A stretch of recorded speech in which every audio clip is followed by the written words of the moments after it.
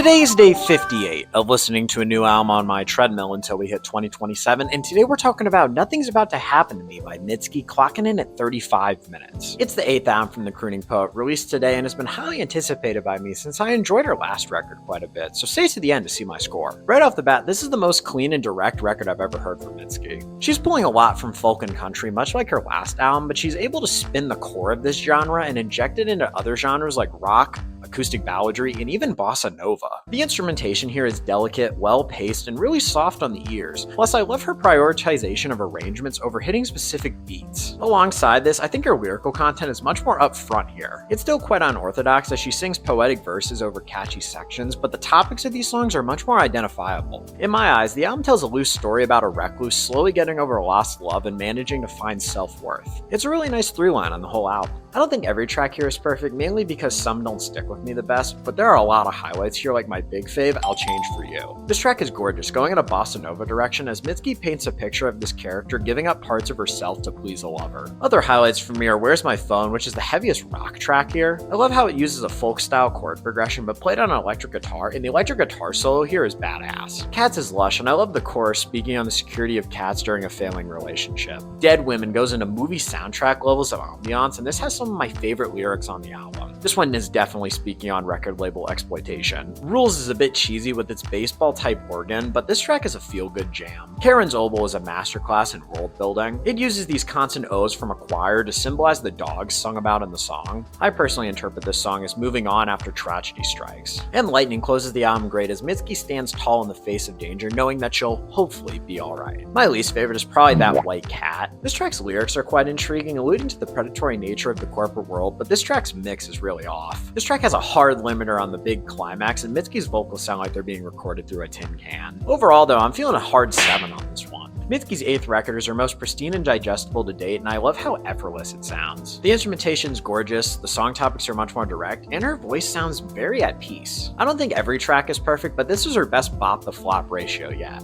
Welcome results are coming to you right now. Make sure I'll like, follow, and comment any albums you want me to do.